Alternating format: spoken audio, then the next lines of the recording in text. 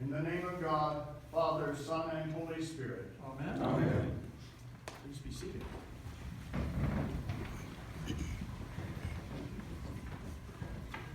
Before I begin, I want to acknowledge and welcome our Bishop, Rob O'Neill, who is having a civilian day on a Sunday morning, not something he's real accustomed to, and is a pleasure to have you with us this morning.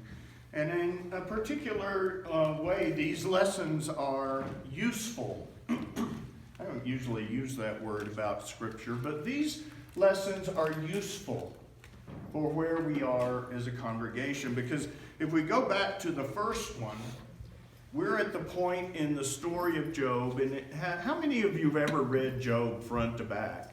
At least a few. How many of you have tried? Yeah, there you go. Okay, so you know why you didn't finish? Because it goes around and around and over and over. And see, I was talking about that teaching style, and the same thing in the gospel and the letter to the Hebrews. The style of doing it over and over, each time just sort of turning the Rubik's Cube one turn to look at it again from a little different angle, a little different language. But by this point in the story of Job, by the 23rd chapter, he's pretty much had it with God because he can't find him anymore. I mean, it started out as a little test, like I'm going to take everything away from you. But now it's, the sores, the sitting in the ashes, scraping with the potsherds last week. Now, at this point, he's just saying, my complaint is bitter. It's a bitter complaint. This man who has never sinned against God with his lips is certainly not unwilling to complain about his condition. And he says, oh, that I knew where I might find God. His hand is heavy on me. I know I'm groaning like I'm about to die, and yet no, where I go, I just find darkness and no God. So when he says why, he says, because God has made my heart faint. Now this is kind of teaching has always been difficult because most of us do not wish to endure any extra suffering beyond what might come our way, naturally. But the idea that God might lean on us in a way that makes our heart faint is that's a little harder concept, because for Job, when we finally hear the words of Job, remember last week he says, if I accept good from God, should I not accept ill? It was a theological framework in which all things that came to you came from God, good or bad. And therefore, when bad things happened, they often spent a lot of effort trying to interpret, what did we do bad to deserve this bad thing? And somewhere in Jewish theology, long before the modern book, somebody in ancient Judaism finally figured out bad things happen to good people. They do. And it's bitter. And Job is about that. It's about bitterly bad. I mean, he lost all his children. I mean, death and destruction. This is not, a bad case of hepatitis. This is everything he's lost. And so in our spiritual tradition, in any religion that has any salt to it, it has to grapple with the great tragedies that happen to us as human beings. Now in our case, this isn't the ultimate tragedy of death, destruction, earthquake, tsunami, invading armies, etc. But we have our grief. I've often said, a lot of people have it worse than me, but my pain is still real because it's the pain of my life. Sure, if I always compare to other people, I should never have to experience any pain, right? But that's not human. And it's not even how Hebrews describes Jesus. It describes Jesus as being perfected through suffering. I hate that part of the gospel. And often I hate that part of life in general. It is bitter. And it hurts. And it makes God seem far away and unseeable and inexplicable. And sometimes it seems like God is just holding back to be mean, because you know he could make it different if he'd just do the miracle I have in my mind. I would be better. That's how it all finally comes down. I would be better if God would do what I want God to do. But the Jews figured out that doesn't happen either. At least not all the time. So they had to have some way to express the pain of life. And it's called a lament. And we have Job has a lot of lamenting, and that's why people have a hard time getting to the end of it. Skip to the end part, it's good. But the psalm shows us, the very psalm that Jesus quoted from the cross. You recognize that first phrase from the Psalm 22? My God, why have you forsaken me? Even Jesus had a moment where it did not look like he could find God anywhere.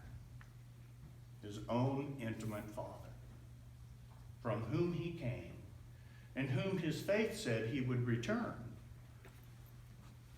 still felt forsaken. And so what he did is what Jews and Christians have done through the centuries, as they went to the Psalms, and this is a psalm of lament. My God, why have you forsaken me? Why are you so far from my cry and the words of my distress?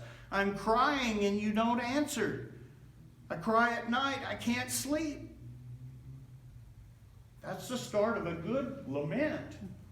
We don't hold back telling God how it feels and what we're experiencing. But the Jewish lament makes these turns, and you can recognize it with the word yet. Yet, you are the Holy One, enthroned upon the praises of Israel. Our forefathers put trust in you. They trusted. You delivered them. Remembrance of what God has done. And then he says, they cried out and trusted in you, and they weren't put to shame. And then he gets that close to kind of being okay with God and what's going on. He said, no, I'm not done yet. As for me, I'm a worm and no man. He needs to do some self-flagellation and accept those messages that when bad things are happening to us, it's because we're bad. And if you've ever been told that, especially as a child, it's easy to go to that message. That's what shame is. It is the internalized message that I'm a worm and no man. Either through my own deeds or through the voices of others, that's what I've decided. That's bitter. That's low.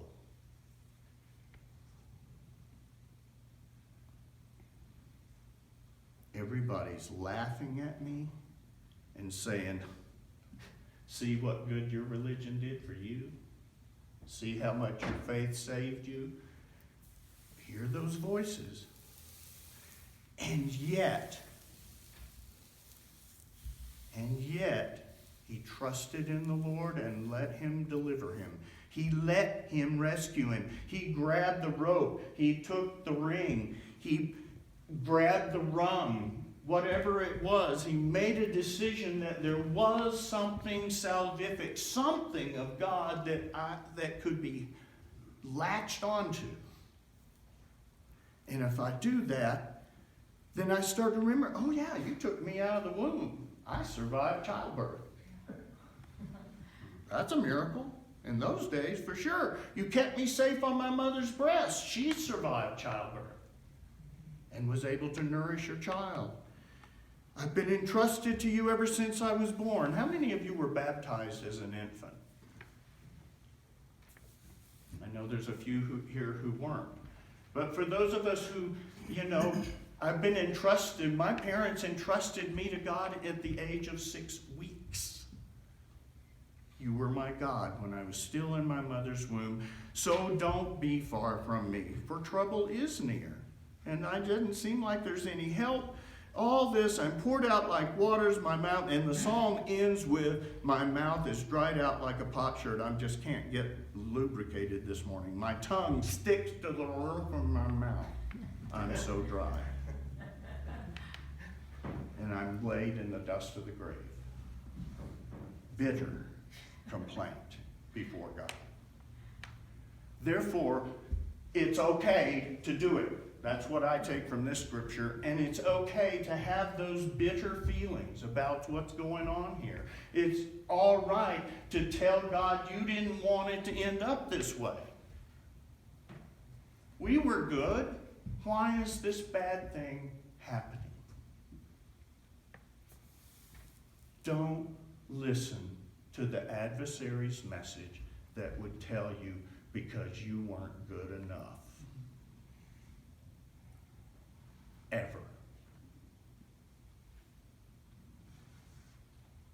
Ever.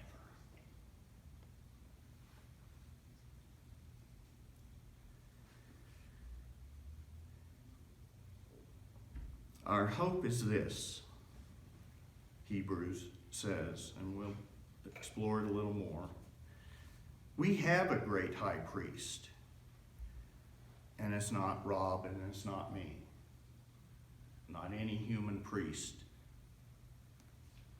At our very best, we are just a shadow of the high priest that stands there. It is a high priest who has become the pioneer of our faith through suffering. It is a great high priest to whom we may turn because we don't have one that can't sympathize because he's always been on high and silver spoon in mouth kind of God. No. In the dirt, on the cross, can't see the Father, forsaken and yet redeemed. That's who is at the throne of God pleading our case. And therefore, whatever we didn't do good, wherever we did fail to follow the Spirit's call, wherever we did harm someone or kept our mouth shut when we should have forgiven someone, whatever we didn't do to really fulfill our responsibilities, however A-type you are about what you should be doing, your shoulds, everybody shoulds. This is a good day for everybody to get your shoulds out and just leave them right up here. Because those have no function except to expose the shame. See, the should word is a channel to the shame. Leave them. Drop it. We should have, we could have, we didn't. That's history. What is today is that he sympathizes with our weaknesses, and we have a high priest who has in every respect been tested as we are, and yet never cursed or separated himself from the Father even when he couldn't see it. That's without sin. I'm pretty sure that 5-year-old Jesus did something bad. I bet 10-year-old Jesus gave somebody an elbow on the soccer field. I don't know. But he didn't separate from God over any of it. Even in the darkness, he was there. So, fine, I am going to quit. Wherever you end up, wherever you go, the altar, the throne, as it said here, the throne for them was the altar in the temple. The throne of grace is something you can approach with boldness wherever you are. You have been baptized into Christ. You have an open door. You can go in anytime you want to. Just like a badly behaved child, as soon as they're kind of over their tears and being chastised or running back in, can I have a Tootsie Roll? because they know they're loved. The heavy hand was not unloved. So, you may approach the throne of grace, and there you may receive mercy and find grace to help in time of need. The bishop and I are both here for you, but we can't do that. We can share in finding the grace to help in this time of need. Continue to love one another.